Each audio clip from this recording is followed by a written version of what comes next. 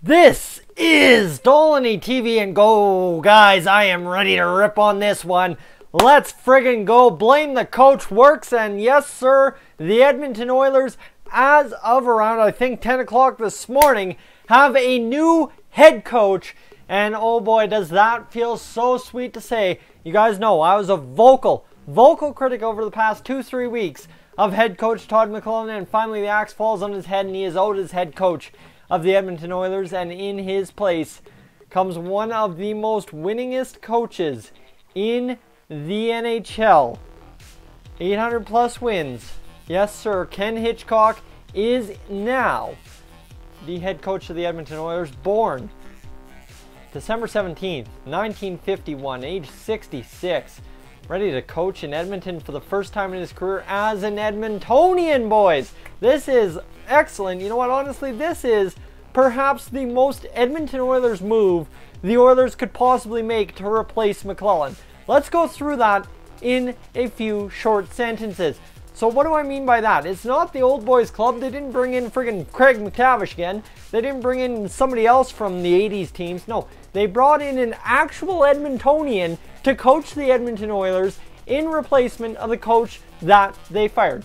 So if you know what I mean, like, not so much it's not promoting from within the old boys club, but it is in a sense promoting from within Ken Hitchcock being an Edmontonian. So that's an actual really fun one for me. I'm excited to see how he does coaching his hometown team. Now, Ken Hitchcock would have been 30 years old already by the time he started seeing that 80s Oilers team come together, okay?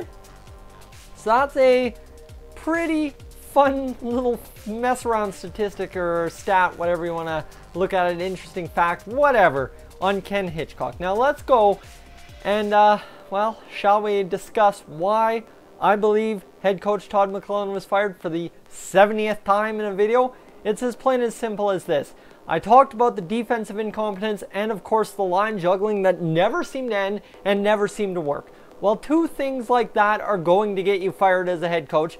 It took a while for the media to kind of clue into that, but essentially, now you have Todd McLellan axed as Oilers head coach, and now, what do you have? You have Ken Hitchcock in his place. Now, this is probably perhaps the best thing I have heard all day when it comes to Todd McLellan being fired. I was driving home literally about half an hour ago from work, and okay, got my fresh haircut. Life's good. Life is really good. Got a new head coach, got a haircut, friggin' go home, do a video about it. We are gonna have a good time, boys. And then all of a sudden the sports kind of, I don't know what his exact title is at CBC Calgary, but Dave Waddell of CBC Calgary comes on the afternoon drive, or whatever they call their show on CBC in the afternoon. I should know, I don't know. That's on me, not on them. Sorry, pardon me. Either which way, he comes on and he talks his first story, second story, and then all of a sudden he's like, well, you know, the Calgary Flames are kind of getting a reputation as coach killers. And I'm like, is he really going to set it up this way? And then he goes on about how they axed Quenneville after his game against the Flames, and then how everything really seemed to pile up for the Oilers coaching staff on Saturday night against the Flames. And you know what? This is exactly what I was saying. I was saying that really it didn't matter what happened in Vegas against Vegas. That Calgary game was the nail in the coffin for Todd McLellan 100%. And guess what? You know what? If Calgary media is kind of claiming that as their facts and their own, I would love to agree with Calgary media for once when it comes to something about the Oilers and Flames. And if we both agree that the Calgary Flames put the nail in the coffin for Todd McLellan, I am fine and dandy with that, boys. That is good with me. So right there, that was the best thing I have heard all day about the Todd McLellan firing. Dave Waddell, if anyhow this gets to you, personal message from me. Excellent job setting up that story and excellent delivery of that story. 100% earned my respect on that one. So Ken Hitchcock, let's get a little bit of history here, boys. Let's go figure it out. His coaching record, 823 wins in his career, 506 losses. That is fantastic. There are some other stats in there as well. Ties, he has 88, so that skews the stats because the NHL used to have ties back in the day. And of course, overtime losses or shootout losses, 119 of those, which, hey, you're getting points in 119 games. That's decent. His win percentage is 603.603. Okay, sorry, pardon me, a little bit excited, jumping the gun a little bit. Either which way. Well, frig, boys. It is good to go. Let's go see. Postseason, he's won 86 games, lost 82 games in the Stanley Cup playoffs. That's a little bit of a stat I'm not exactly excited about, but I'll get to why I'm not too concerned about Ken Hitchcock's coaching record in just a second. He does have a Stanley Cup. Boys, let's go back to it. In Dallas, 1988, or 1998, 1999.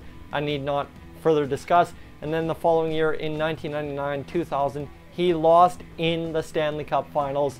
So right there, there's your kind of history on Ken Hitchcock in terms of big playoff success. He has made the playoffs of St. Louis. He went from 2011 to 2012, or 2011 to 2016, making the playoffs every year, and then missed with St. Louis because he was fired, missed the playoffs with Dallas, and now he's in Edmonton ready to see what he can do with a 9-10-1 hockey club. And first up is San Jose. So that's going to be a fun one to see what he can do. I very much so am invested in the Oilers are going to lose this game against San Jose, and then against Anaheim things are going to probably change, and then we'll see the Oilers under Ken Hitchcock really become a thing.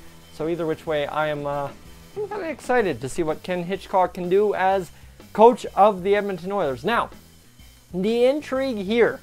You guys see the title is not just simply Oilers fire McLellan, hire Hitchcock. That is not simply the title here, because now what becomes the issue is it's no longer on Hitchcock. Are you going to literally blame, if he goes 0-3 in his first 3 games, are you going to blame the new head coach? Right out of the gate, 3 games in? No. You can't do that. I'm sorry. I was getting flack for blaming McLellan with the roster and general manager we have. Well, you know what? McClellan's gone, so guess what's left? You've got GM Peter Chiarelli, and you've got the Edmonton Oilers roster built by Peter Chiarelli. So either which way you look at it, whether you blame the GM or you blame the players, you can't blame Ken Hitchcock. Easy as that. It comes down to that. So now, realistically, who do I think's to blame if the Oilers go 0-3, 0-4 in Ken Hitchcock's first couple of games? Obviously, everybody's going to side with me on this one, I think, when I say it's got to be GM Peter Chiarelli. And realistically, the best parts I saw on Twitter today is when Peter Chiarelli said he was going to reevaluate Ken Hitchcock's position as head coach after the season. That tells me 2 things. Either they're ready to mail it in this season and call this season a loss already, 20 games, a quarter of the way through the season, which, if that is what the Oilers are planning to do, that is absolutely gosh darn mind-numbing that they would throw away a season in which they're 9-10-1. So me trying to be sane, not being sane, I'm not sane, I'm nowhere near sane, and you guys should very well know that. Me trying to be sane says that what he's doing is he is trying to say and not say that it's not so much him reevaluating Ken Hitchcock's job, it's him getting his job reevaluated after the season. So he is pretty much, with that statement in my mind, saying he's on the hot seat, which is excellent. That is absolutely excellent to hear, because maybe it's time, like I mentioned in previous videos, to atone for some gambles that haven't paid off. I don't know. How about Milan Lucic, Andrei Sekera, guys that just really haven't panned out, right? And you talk about the decision to keep up Jesse Puljujarvi. That should have been, you know what, as much as Todd McLellan might have liked Jesse Puljujarvi in the lineup, that should have been a GM strong-arming his coach and saying, hey, you know what, we need to think long-term with this kid. We're sending him down to the A. And guess what? The Oilers really didn't take the right approach with Jesse Puljujarvi, in my opinion. So now Kyler Yamamoto, they tried to do the exact same thing to him, and they just avoided disaster, just barely, thankfully.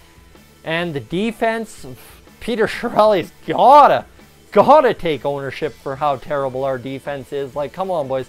I mean, I was talking to a guy at the barbershop today, talking about Chris Russell and $4 million for Chris Russell. Right now, that looks like a bargain. That looks like $500K to me, because honestly, Chris Russell looks like the only defenseman playing hardcore defense for us.